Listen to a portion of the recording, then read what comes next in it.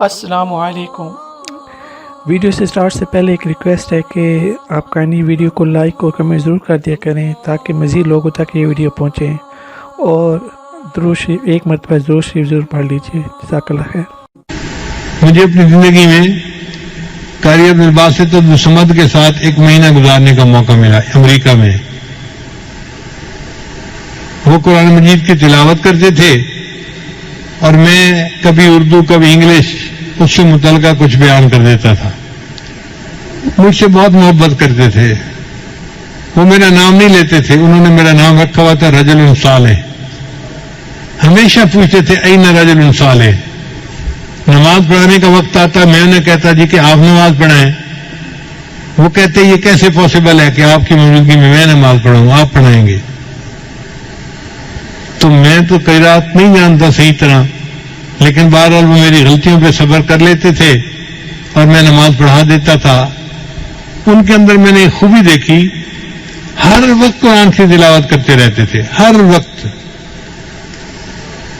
یعنی ہم لوگ تو رمضان میں وقت کا خیال کرتے ہیں نا کہ جی قرآن پڑھیں فارغ نہ بیٹھیں، ان کی پوری زندگی کا یہ معمول تھا۔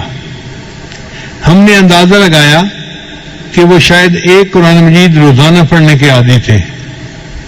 ان کے بیٹے سے ہم نے پوچھا، اس نے کہا جی ابو تو ہر وقت بیٹھے قرآن پڑھ رہے ہوتے ہیں، امی کوئی بات پوچھتی ہے تو وہ تلاوت کو ایک جگہ روک کر جواب دیتے ہیں، پھر پڑھنا شروع کر دیتے ہیں۔ امی کہتی ہے ان سے تو بات کرنے کا مزہ ہی نہیں ہے، جواب ہی نہیں دیتے صحیح طریقے سے۔ اور ان سے پوچھے تو وہ کہتے ہیں بھائی میں اللہ کا قرآن پڑھ رہا ہوں، مجھے باتیں کرنے کی ضرورت ہی کیا ہے، مجھے کوئی ضرورت نہیں باتیں کرنے کی۔ ہم دن رات کے کسی بھی حصے میں جب گئے ان کو ملنے کے لیے، ہم نے دیکھا کہ وہ بیٹھے قرآن پڑھ رہے ہیں۔ میں نے اپنی زندگی میں اتنا قرآن پاک پڑھتے بہت کم لوگوں کو دیکھا ہوگا۔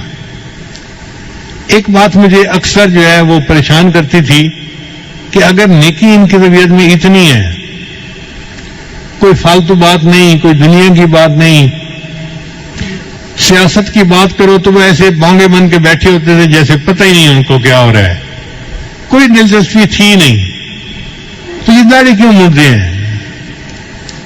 تو بعد میں انہوں نے کہا کہ علماء جو مصر کے ہیں ان کو ایک علمی مغالطہ ہے، وہ داڑھی کو سنت نہیں سمجھتے یا واجب نہیں سمجھتے جس طرح ہم سمجھتے ہیں۔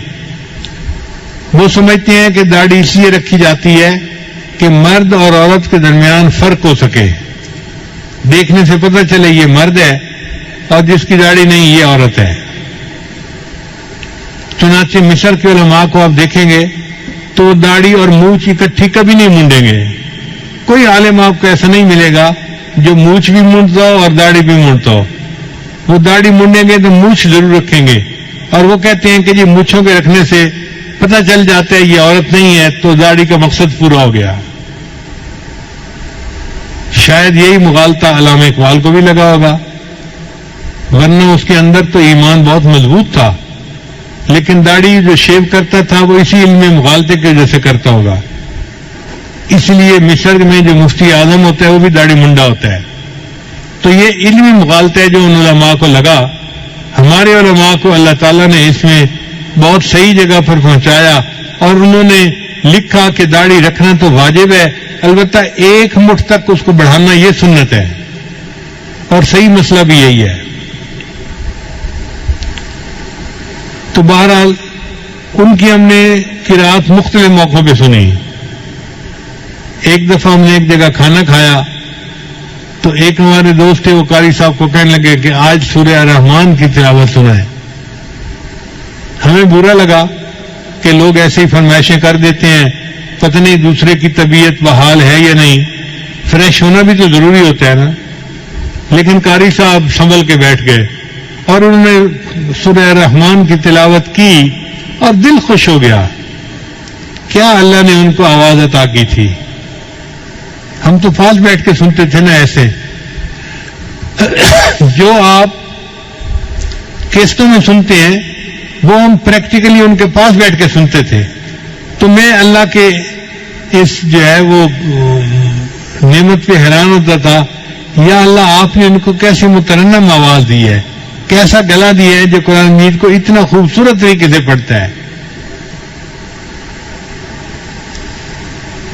نبی صلی اللہ علیہ وسلم نے ارشاد فرمایا تم قرآن مجید کو مزین کر کے پڑھو، یعنی اچھے طریقے سے پڑھو. واقعی انہوں نے حق ادا کر دیا. قرآن مجید پڑھتے تھے دل خوش ہو جاتا تھا. مزید اسلامی واقعات اور بیانات کے لیے ہمارے چینل کو سبسکرائب کرنا مت بھولیے اور لیٹسٹ اپڈیٹ کے لیے بیل آئیکن پر کلک کرنا مت بھولیے. جزاک اللہ خیر. السلام علیکم.